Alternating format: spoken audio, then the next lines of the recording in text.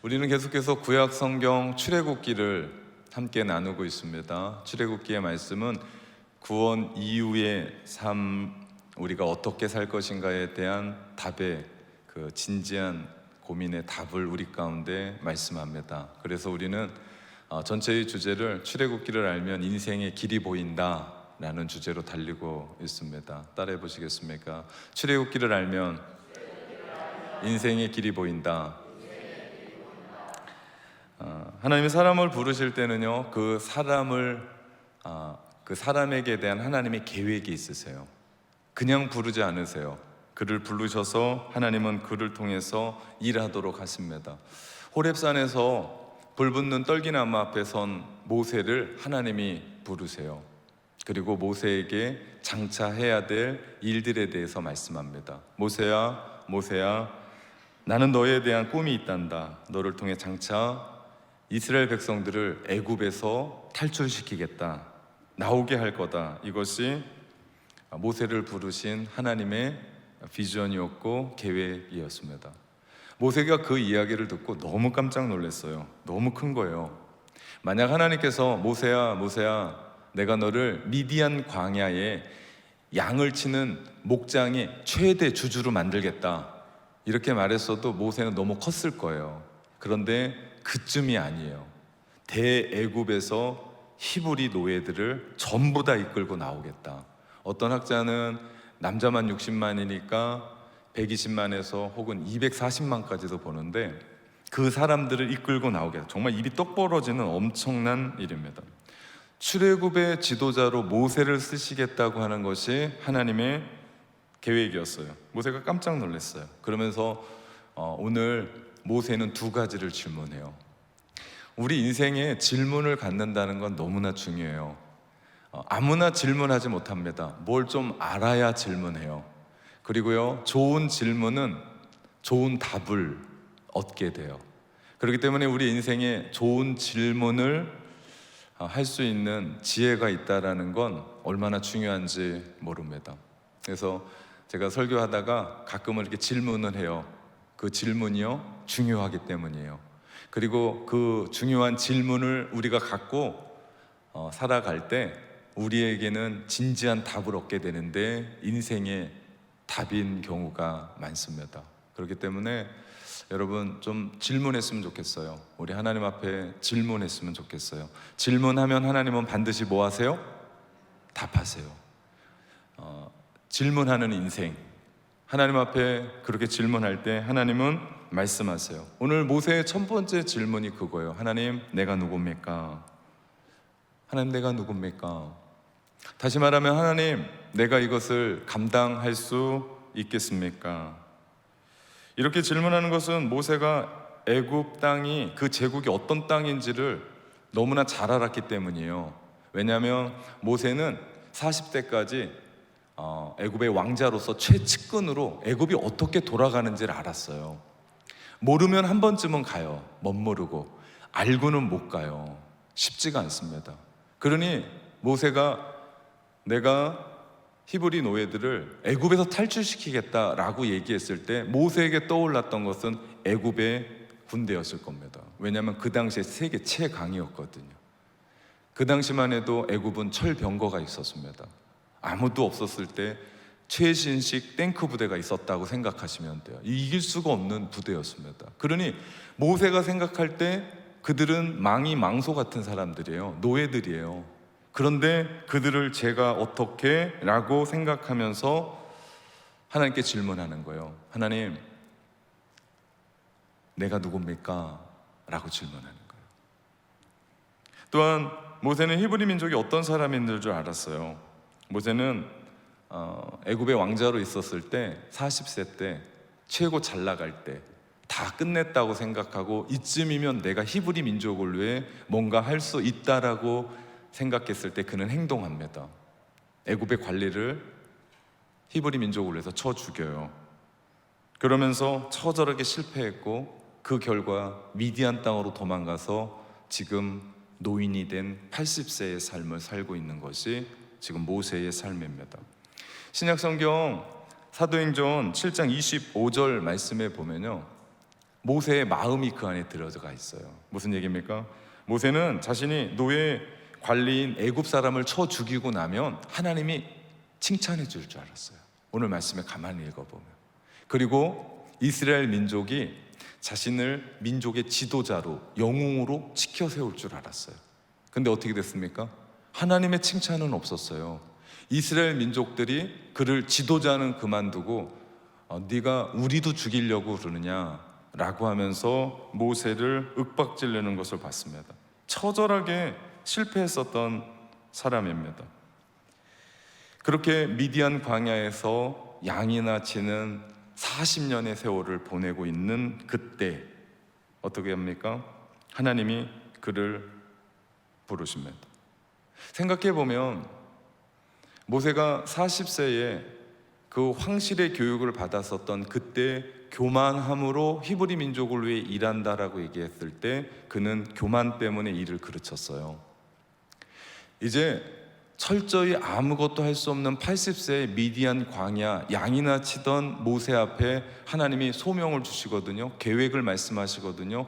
그런데 모세 안에는 열등감으로 그거에 대해서 나가지 못하는 부분을 봅니다. 여러분, 열등감이나 교만은요, 동전의 양면으로 똑같은 거예요. 사람이 그래요. 한번 실패하고 한번 넘어지면 내 마음 가운데 열등감이 사로잡히거든요. 할 수 없다라는 그런 생각을 하게 되거든요. 제가 한국에서 뉴질랜드 갈 때의 나이가 28이었어요. 그때만 해도 전도사로, 지금도 그럴 것 같은데 한국의 전도사들은 운전을 잘해야 돼요. 제가 제일 처음 전도사로 사역했던 데가 경기도 안성 아주 시골 마을이었습니다. 그때 제가 그 청소년 아이들, 그 아이들과 함께 그 교육을 같이 했어요. 어린 아이들도 그렇고. 그러면서 제가 그 교회를 갔을 때 봉고차가 새 것이 나왔어요. 신났죠. 아이들과 함께 예배드리고 시내에 나가서 떡볶이 먹고 오고, 그러면서 아이들 봉고차 태우면서, 너무 시골이니까 롯데월드 잘 못 가니까 제가 봉고차로 별짓을 다 하면서 아이들을 행복하게 해줬습니다. 그래서 저의 별명이, 아이들이 붙여준 별명이 봉고차의 황제였어요. 봉고차를 얼마나 잘 몰았으면 제가 아이들을 얼마나 행복하게 만들어줬는지 몰라요. 그렇게 제가 정확하게 3년을 사역하고 제가 장충단으로 올라갔습니다. 장충단 교회에 갔는데 전화가 왔어요. 아이들한테, 전도사님, 봉고차가 퍼져서 폐차시켰어요 라고. 3년밖에 안 된 봉고차를 제가 얼마나 몰고 다녔으면 그 차, 제가 미안하더라고요. 혹시 그 교회 목사님이 제 설교를 듣고 있으면 죄송합니다. 그렇게 봉고차를 잘 몰았던 사람인데 뉴질랜드에 가서 그 필기는 한 번에 붙었어요. 근데 실기를 하는데 자꾸 떨어지는 거예요. 그러니까 돈도 많이 드는데 제 마음에 여간 부담이 되는 게 아니에요. 자꾸 떨어지니까. 3번 떨어지고 나니까 힘들더라고요. 열등감 아닌 열등감이 제 안에 몰려왔었습니다. 근데 신기한 건 1년 반 지나서 제 아내와 결혼하고 들어왔는데, 제가 생각할 땐 제 아내는 장롱면허예요. 그런데 실기랑 필기를 한 번에 붙더라고요. 이게 더 저로 하여금 짜증이 나더라고요. 아니, 봉고차의 황제는 3번 떨어지고 장롱면은 한 번 붙는 뉴질랜드의 면허는 도대체 뭔가. 모세는 애굽의 왕자로 있을 때 40세에 교만하게 일하다가 망쳤고, 지금은 열등감 때문에 하나님의 그 계획에 순종하지 못하는 그 마음으로 섭니다. 그때 11절 말씀해 보니까 하나님의 부르심 앞에 질문해요. 내가 누구이기에? 정말 중요한 질문입니다. 하나님, 내가 누구이기에 바로에게 가며 이스라엘 자손을 애굽에서 인도하여 내리까? 내가 누구이기에? 모세의 마음이 느껴집니까? 하나님의 부르심을 받은 모세의 첫 번째 질문이, 하나님, 내가 누구이기에 바로에게 가고 이스라엘 백성들을 구원해 줄 수 있습니까? 그에게 40년 전 애굽의 왕자로서 똑같이 일하다가 실패하고 지금 40년 동안 미디안 광야에서 철저히 잊혀진 존재로 살고 있는 모세의 마음입니다. 그때 미디안 광야에서 실패자로, 도망자로 살던 어깨 축 늘어진 모세를 하나님이 부르고 계신 거예요. 내가 누구이기에 그런 일을 할 수 있습니까? 하나님, 사람 잘못 보셨습니다. 저는 못합니다. 저는 아닙니다. 제 나이가 몇 살인 줄 아십니까? 80입니다. 모세는 내가 아는 나로 하나님 앞에 대답합니다. 그래서 오늘 모세가 질문하는 거예요. 하나님께서 하시는 나는 누굽니까? 내가 아는 모세는 이런 사람입니다. 나는 못합니다. 나는 노인입니다. 나는 철저히 열등감에 사로잡혀 있는 사람입니다. 나는 아무것도 못합니다. 내가 아는 납니다. 내가 누구이기에, 이 질문은요, 하나님이 아시는 나는 누굽니까? 정확한 질문을 하는 겁니다. 미국 하버드 대학의 철학과의 건물을 헐어버렸습니다. 그리고 다시 건립하면서 건물 입구에 어떤 문구를 하나 멋지게 넣었으면 좋겠다라고 해서 신청을 받았어요. 그랬더니 추천받아서 들어왔던 게 그 피타고라스의 인간은 만물의 척도다를 집어넣기로 했어요. 그랬더니 하버드 총장이 딴지를 걸었어요. 정말 인간이 만물의 척도라고 할 수 있겠냐? 그러면서 그가 제안을 합니다. 시편 84편을 적어놓습니다. 사람이 무엇이건대 무엇이기에 주께서 그를 생각하시며 인자가 무엇이기에 주께서 그를 돌보시나이까. 이 얘기는 무슨 얘기입니까? 인간이 무엇입니까? 사람이 무엇입니까를 알게 하는 문구다라고 하면서 그 문구를 의견을 모았습니다. 인간은요, 스스로를 잘 알 수 없어요. 나 자신에 대해서 알 수 있는 것은 세 가지 루트를 통해서 알아요. 내가 아는 나, 내가 지금까지 살아오면서 나라는 사람을 보고 느끼고 생각하고 판단하는 내가 있어요. 그게 내가 아는 나예요. 물론 정확하지 않아요. 완벽하지 않습니다. 완전하지도 않아요. 또 다른 나는요, 남이 보는 나, 나는 못 보는데 남이 나를 자꾸 봐요. 그렇다고 얘기해요. 이건 더 온전하지 않아요. 그렇기 때문에 누군가가 여러분에게 너는 그래 라고 이야기해도 너무 그렇게 신경 쓰지 마십시오. 아나 무인으로 살아가는 건 아니에요. 그 사람이 나를 그렇게 보는 거예요. 또 하나는요, 하나님이 아는 나. 이 중에 가장 정확한 건 뭘까요? 하나님이 아는 나예요. 오늘 모세가 내가 누구이기에 질문하는 그 질문은요, 하나님이 아는 나는 누굽니까? 나는 지금 열등감에 사로잡혀 있고, 나는 지금 80세고 양이나 치는 사람이고 실패자고 도망자고 살인자인데, 그게 내가 아는 난데 하나님이 아는 나는 누굽니까? 정확한 질문을 합니다. 이에 하나님은 12절 말씀에 하나님이 이르시되 내가 반드시 너와 함께 있으리라 말씀하세요. 하나님이 모세에게 말씀하시는 거예요. 모세야, 내가 너와 함께 할 거야. 모세야, 너는 순종만 하면 돼. 그 일은 내가 다 한단다 라고 말씀합니다. 여러분이 누구십니까? 여러분은요, 하나님이 함께 하는 사람인 줄 믿습니다. 비록 내가 실패한 자로 있어도요, 하나님이 우리와 함께 한 사람이에요. 우리 자녀들이 비록 시험에서 떨어졌어요. 괜찮아요. 그가 시험에서 떨어진 자가 아니라 말씀해 주십시오. 너는 하나님이 함께 하는 자야. 어떤 일을 하다 미끄러졌어요. 미끄러진 그 사람이 아니고 말씀해 주십시오. 당신은 하나님이 함께 하는 사람입니다. 여러분, 몸이 아픈 사람이 있어요. 그 사람에게 가서 분명히 말씀해 주십시오. 뭐라고요? 당신은 하나님이 함께 하는 사람입니다. 그 병이요, 그 사람보다 더 큰 게 아니라 그 사람이 병보다 더 크다고요. 이것이 우리의 정체성이에요. 임마누엘, 하나님이 우리와 영원히 함께 계시다고 했던 그 주님이 우리와 함께하는 인생, 그게 누구라고요? 그게 우리라고요. 그게 누구라고요? 하나님이 아는 나라고요. 우리가 이런 정체성을 가지고 세상을 살아갈 때 교만함도 아니고 열등함으로도 살지 않는다라는 거죠. 여러분, 이것이 얼마나 중요한지 모릅니다. 하나님이 나와 함께 하시면 실패도 이겨나고 아픈 몸도 그 속에서 이겨낼 수 있고 힘든 여건 속에서 이뤄낼 수 있고, 하나님이 함께 하시면 우리 가운데 그 모든 것을 뛰어넘고 일어날 수 있는 줄 믿습니다. 로마서 8장 28절 말씀에 이런 말씀이 있어요. 우리가 알거니와 하나님을 사랑하는 자 곧 그 뜻대로 부르심을 입은 자들에게는 모든 것이 합력하여 선을 이루느니라. 아멘. 하나님께 부르심을 입은 자들이 누굽니까? 모든 것을 합력하여 선을 이루시는 하나님이 함께 하시는 사람들이라고요. 하나님은 그 모든 것을 합력하여 선을 이루신다고요. 그것이 우리입니다. 그렇게 하나님이 우리를 부르신 거예요. 그렇기 때문에 우리는 하나님이 부르신 그 안에 아이덴티티, 내가 누군지, 나에 대한 정체성을 바로 깨달아야 돼요. 이거 깨닫지 못하면 우리 인생이 흔들려요. 여러분, 인생이 흔들리는 이유는요, 돈이 없어서가 아니에요. 인생이 흔들리는 이유는 내가 누군지 몰라서 그래요. 내가 아는 나가 아니에요. 다른 사람이 아는 나가 아니에요. 누가 아는 나? 하나님이 아시는 나. 그걸 모르기 때문에 우리 인생은 흔들리게 되더라. 모세가 하나님이 함께 하시는 사람이라는 걸 알았을 때 그는 바로 서게 되죠. 2016년 리우 올림픽이 있었어요. 거기에 금메달 4개, 은메달 1개를 딴 미국의 수영 선수 마이클 펠프스가 있었어요.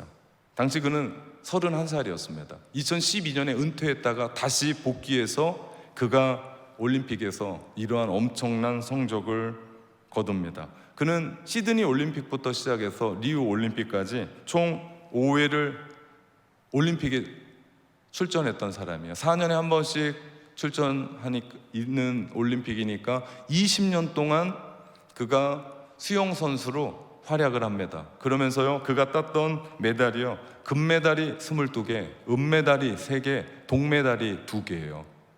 한 나라가 딴 게 아니라 한 사람이 수영에서 딴 메달이 그렇게 돼요. 그러면서 그는 2012년에 은퇴를 선언합니다. 그가 늘 다람쥐 쳇바퀴처럼 정신없이 지냈던 그 삶에 은퇴하면 좀 평안을 누릴 수 있을 줄 알았어요. 근데 결과는 정반대였습니다. 그가 20년 동안 수영에만 매달렸거든요. 그리고 수영이 자신의 인생인 줄 알고 살았거든요. 그가 수영을 그만두자 삶의 목적이 상실되고 그는 그 큰 환란 가운데 빠졌어요. 수영이 인생의 전부였었던 그의 인생에 수영이 끝나고 나니까 극심한 방황이 찾아왔습니다. 내가 누구지? 라고 하는 고민에 빠졌어요. 수영은 곧 그였고 그는 곧 수영이었는데 그의 인생에서 수영이 쏙 빠져가자 방황하기 시작했습니다. 그것도 그럴 것이 펠프스의 인생은요, 9살 때 그 부모가 이혼해요. 그리고 나서 어린 시절 부모의 이혼으로 말미암아 자존감과 정체성이 흔들렸어요. 그때 그를 붙잡아줬던 게 수영이었어요. 죽기 살기로 수영합니다. 그러니까 세계에서 최고의 선수가 되죠. 그걸 통해 그는 수영의 황제가 됐어요. 저는 봉고차의 황제고 펠프스는 수영의 황제.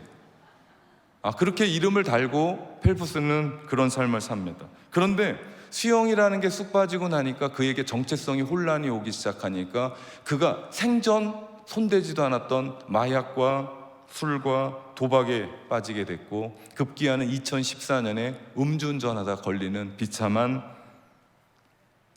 상황 가운데 처하게 됩니다. 음주운전으로 체포가 돼요. 그 후 그의 인생은 나락으로 떨어져서 인생이 마지막 종착지라고 하는 자살을 결심합니다. 정체성의 문제는 너무나 중요해요. 내가 누구지? 그냥 내가 아는 내가 아니고 남이 아는 내가 아니고 하나님이 아는 나는 누구지? 이건 우리를 날마다 생각해야 돼. 이게 얼마나 중요한지 모릅니다. 남들은 저를 목사라고 불러요. 남들은 저를 이삭이 아빠라고 불러요. 우리 애들은 여기 다 있네요. 이솝이 아빠, 서영이 아빠, 서진이 아빠 이러지 않으면 또 섭섭해하니까 그렇게 불러요. 근데 지에라의 아내지가 아니죠. 남편이라고 불러요. 그렇죠? 그건 남들이 아는 나예요. 물론 다르지 않아요. 틀린 게 아니에요. 그렇지만 그게 진짜 나냐? 아니에요. 남들이 나를 사장님이라고 불러요. 남들이 나를 성공한 사람이라고 불러요. 남들이 나를 결혼 잘했다고 얘기해요. 남들이 나를 신앙생활 잘한다고 얘기해요. 그게 진짜 난가? 어느 날 갑자기 내가 누구지? 나 자신을 되돌아보니까 너무나 내 안에 우울감이 몰려오는 거예요. 어느 날 갑자기 내가 누구지 생각하니까 이 나이 먹고 내가 이룬 게 아무것도 없는 거예요. 어느 날 나라는 사람을 생각해 보니까 건강도 잃고 몸도 이상하고 환경도 이상하면서 내가 너무나 힘든 거예요. 그게 진짜 난가? 아니라는 거죠.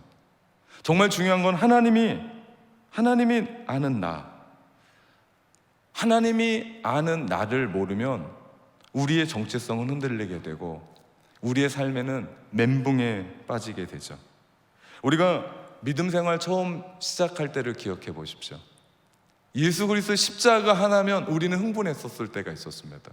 그분의 은혜로 말미암아, 그분의 피로 말미암아 십자가의 은혜로 내가 살았습니다. 그럴 때가 우린 있었어요.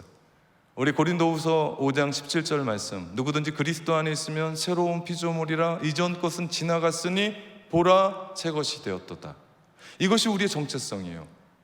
제가 어른 목회 시작하면서 멘붕이 왔습니다. 왜냐하면 청년 청소년 목회했을 때는요 정말 엄청났습니다.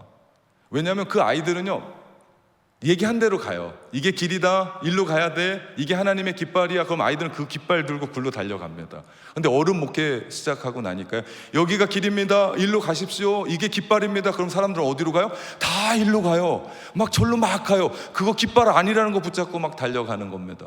그러니 목회하는, 설교하는 목사로서 힘이 나겠냐고요. 2년 지나고 나서 저한테 위기가 다가왔습니다. 이거 해야 되나? 변화도 없는 거 이거 해야 되나? 그러면서 제가 하나님 앞에, 제가 새벽을 사랑한다고 그랬잖아요. 새벽에 무릎을 꿇는데 고린도후서 5장 17절에 있는 말씀을 저한테 주시는 거예요.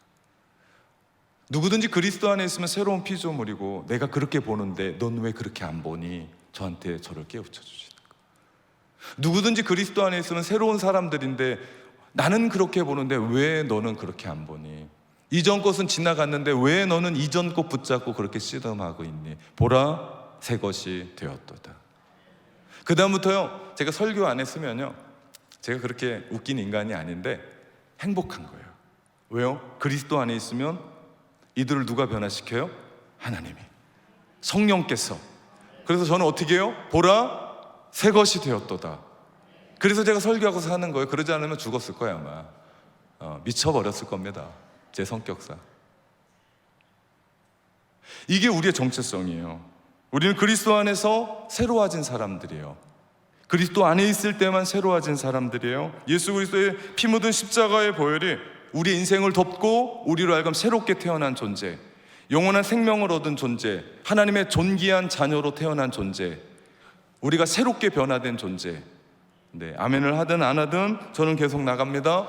당신들이 존귀한 자든 아니든 성경은 그렇게 말하고 있어요. 그게 믿어지든 안 믿어지든 이게 우리의 존재예요. 근데 우리 세상을 살아가면서 우리에게 존귀하다는 얘기를 들어본 적이 있습니까? 우리가 새롭게 됐다고 하는 얘기를 들어본 적이 있어요? 여러분 근사하다는 얘기를 들어본 적이 있습니까? 없습니다. 우리의 마음이 새롭게 된 존재, 하나님 안에서 너무나 아름다운 존재. 세상의 아름다운 존재는 누구예요?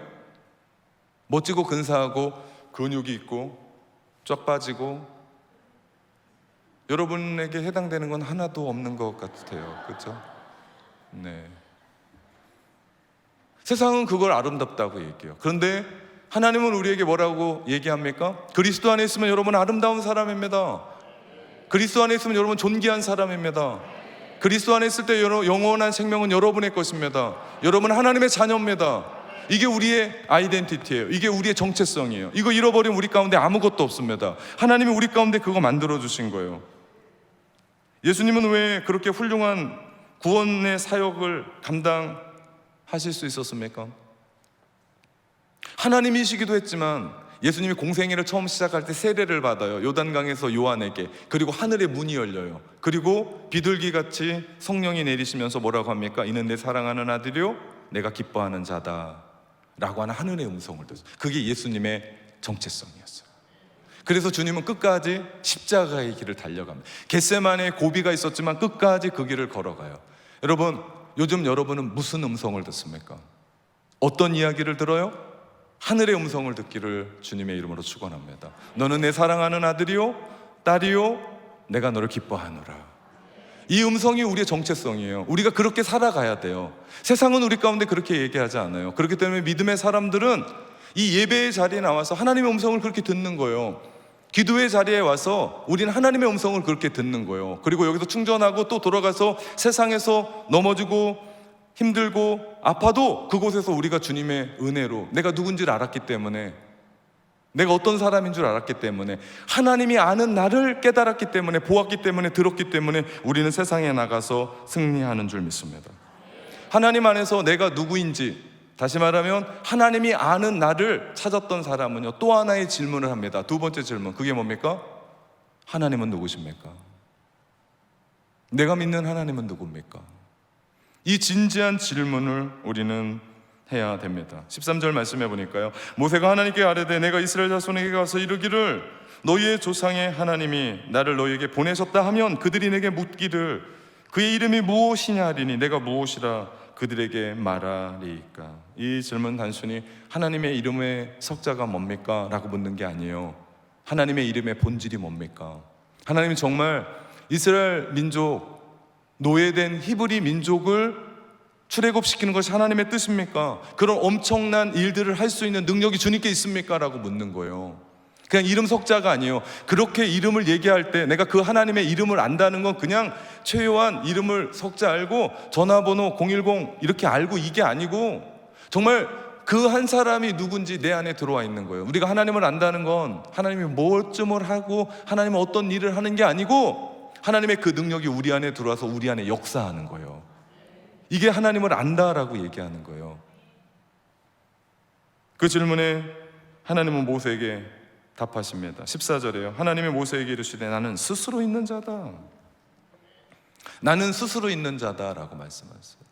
이 말씀은요, 나는 나다. 영어로 보면요, I am who I am 이라고 얘기해요. 나는 나다. 그런 거죠. 제가 집에 들어가면서 초인종을 눌러요. 띵동 하고 눌렀더니 서진이가 막 달려. 누구세요? 그럼 뭐라고 해요? 저는 예, 나야 나라고 얘기해요. 제 아내가 딱 해도 나야 나라고 얘기해요. 그 다음부터 저는 누가 되는 거예요? 나야 나가 되는 거예요.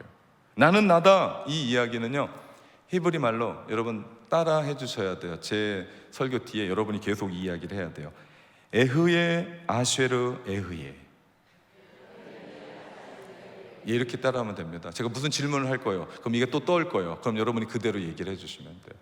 예, 예흐예 아쉐르 예흐예. 이 뜻이요, 나는 나다. 하나님은 누구십니까? 나는 나예요. 설명이 안 돼요. 이해가 안 돼요. 논쟁 불가능하고 번역조차도 불가능한 존재. 영원 전부터 있었고 지금도 계시고 영원히 계실 분, 이게 하나님이세요. 과거에도 계셨고 지금도 계셨고 미래에도 계실 분. 나의 과거에도 계셨어요. 그분은 지금도 계세요. 미래에도 계실 분. 그분이요, 영원성, 불변성을 가지고 있는 하나님이세요. 그분이 나와 동행하세요. 과거에 내가 믿음으로 살았던 그 삶을 지금까지 이렇게 인도하셨어요. 그러면 우리는 또 믿어요. 그분이 나의 미래도, 우리 자녀의 미래도, 우리의 교회의 미래도 믿음으로 그렇게 승리있게 해주실 줄 믿습니다. 이것이 우리가 믿는 하나님이에요.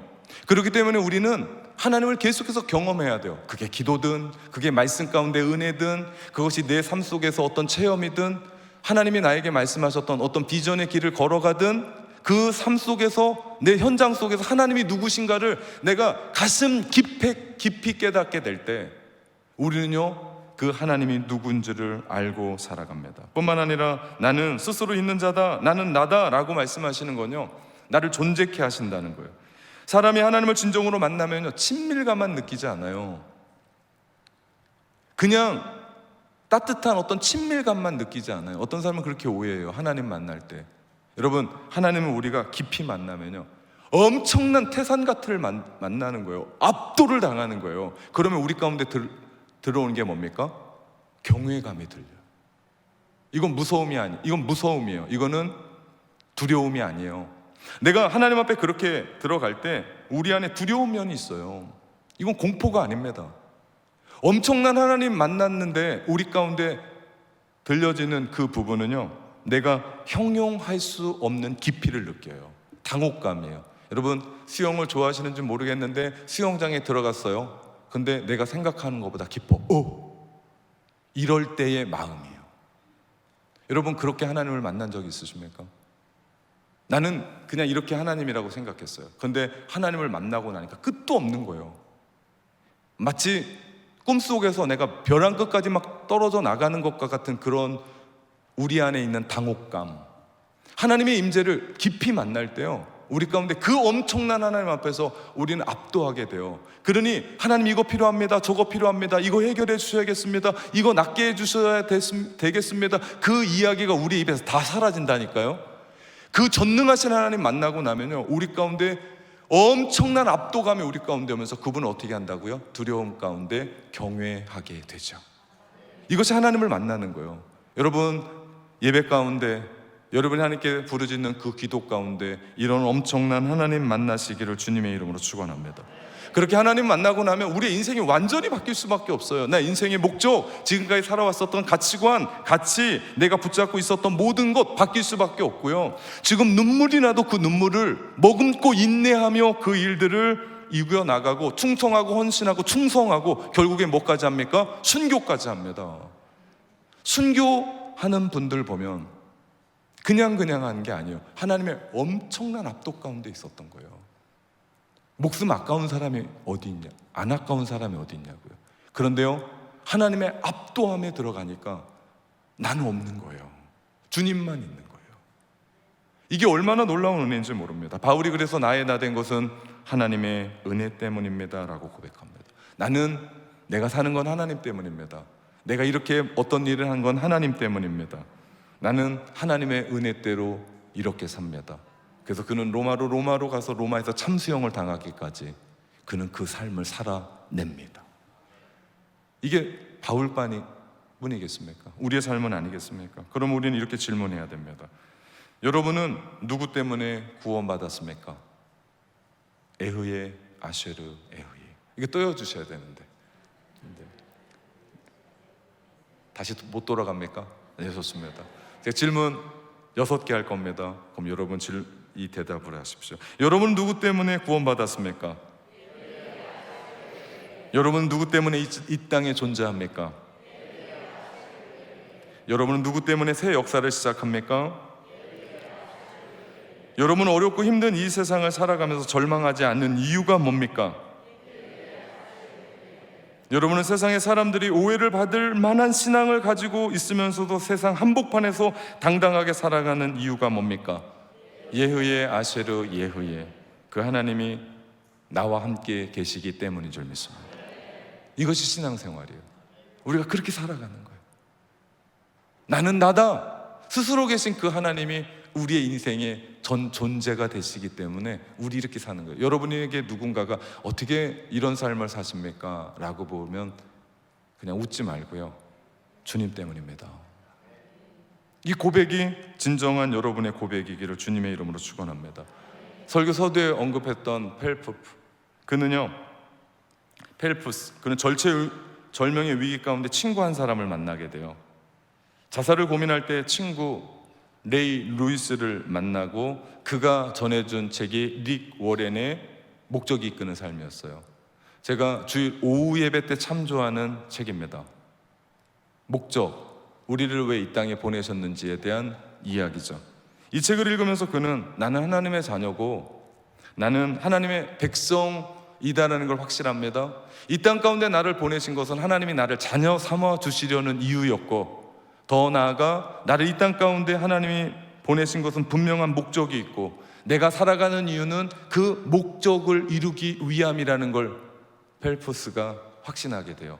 그러니까 2016년 그가 수영을 놓아도 어떻게 돼요? 더 이상 방황하지 않습니다. 그가 수영에서 은퇴했던 이유는 하나님의 영광을 위한 삶을 살기 위함인 것을 그걸 깨닫게 돼요. 그러면서 그는 인생을 방황하지 않습니다. 그는 내가 누구인지, 아니 더 정확하게 말하면 하나님이 아는 나를 찾았던 거죠. 그래서 그는 주의 영광을 위해 살아가게 됩니다. 하나님을 더 깊이 알아갈 때 나 자신을 알게 되고, 그럴 때 우리의 인생은 흔들리지 않게 됩니다. 그러면요, 우리의 작은 인생을 통해서도 우리는 하나님께 영광 돌리는 삶을 살게 되는 줄 믿습니다. 이런 삶 사시기를 주님의 이름으로 축원합니다. 아멘. 우리